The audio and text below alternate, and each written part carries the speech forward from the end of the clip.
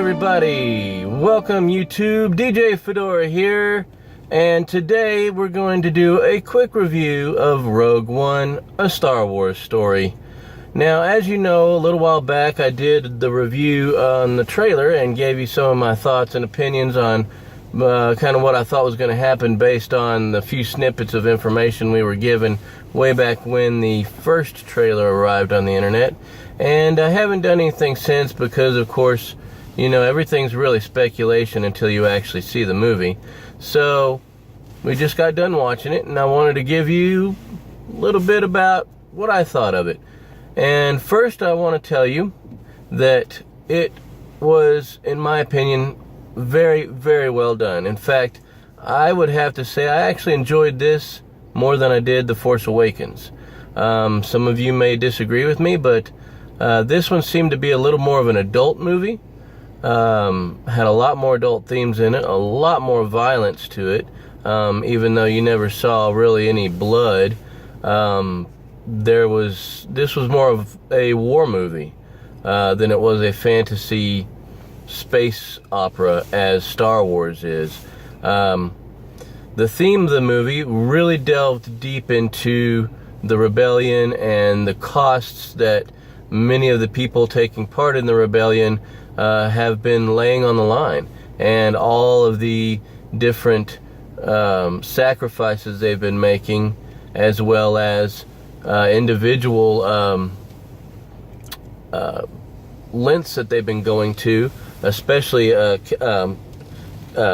Cassian talks about how since he was 6 years old he has been doing things that he doesn't like at all, and that he's not proud of at all, for the sake of the rebellion and at his expense, and his personal well-being and thoughts on himself.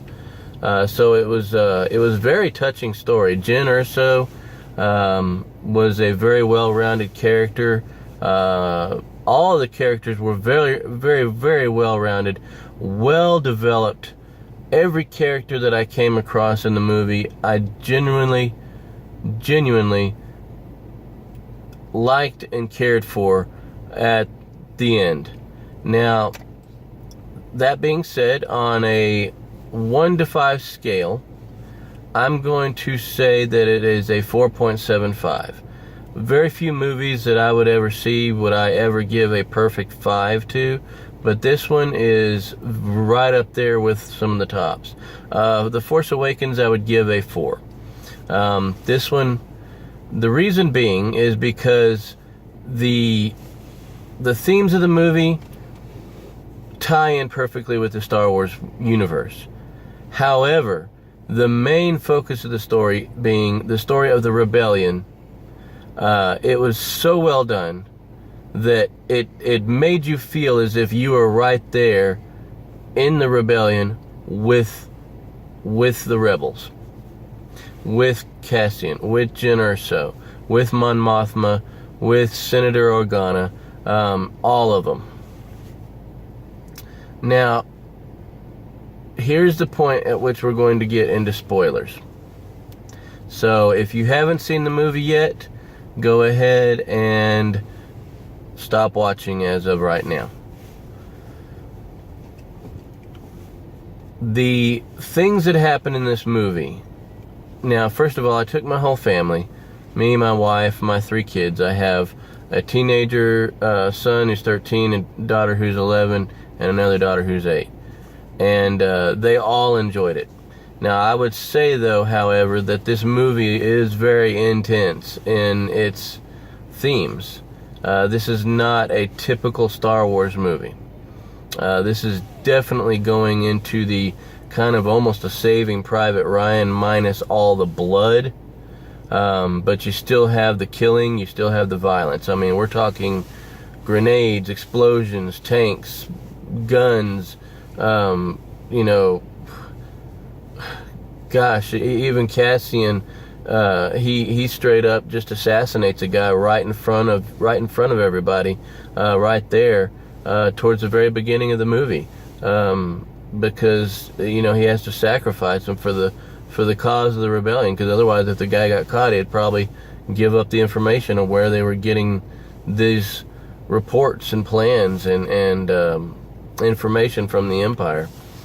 But that being said, the story itself is so well put together that by the end of the movie, when Jyn and Cassian are on the beach at the very end, and you see them being in an embrace of mutual respect and maybe even love at that point.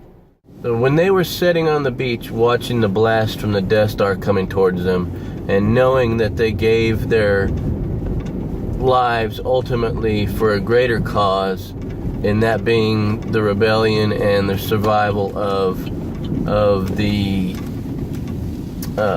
all of the galaxy, it was a very touching moment. And of course, leading up to the finale of the movie and watching all of our favorite characters slowly but surely drop one by one to the Empire, it was very heartening. It was very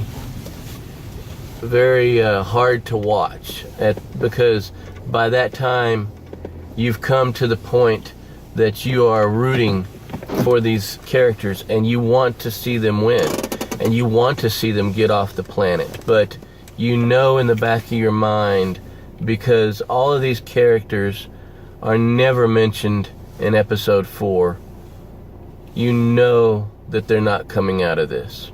You know, there was a lot of speculation in the very beginning that Jyn Urso was actually the mother of Rey, which obviously we found out that it's not.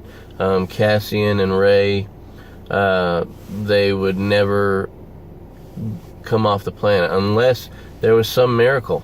You know, maybe the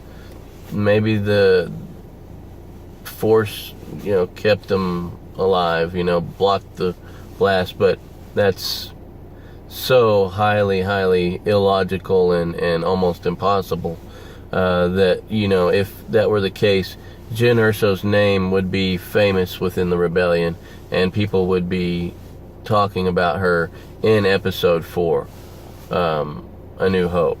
However, she isn't.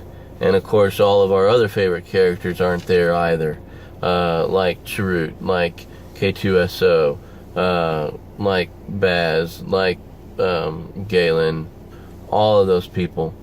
And of course, Krennic is not in there either. But the people that are in episode 4, of course, is Governor Tarkin, Princess Leia, Darth Vader, and all those individuals we get to see and love in this movie. Even if they were CGI, they were so outstandingly done, they looked real. And that was the most important thing about the movie. It literally did such a great job blending right into episode 4. I mean, literally, the end of Rogue One is the beginning of episode 4.